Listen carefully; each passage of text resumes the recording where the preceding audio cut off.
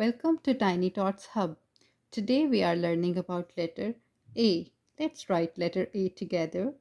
Draw a slanted line upwards, then downwards, and then draw a sleeping line. This is letter A. The sound of letter A is A. And how to write the lowercase letter A? Draw a semicircle, then a straight line.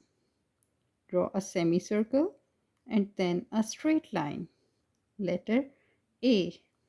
The sound is A, like as in apple.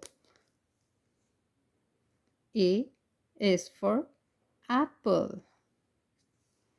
A is for ant. Let's read letter A story.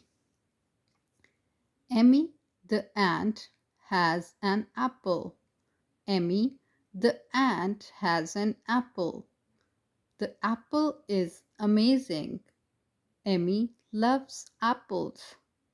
Emmy eats the apple happily.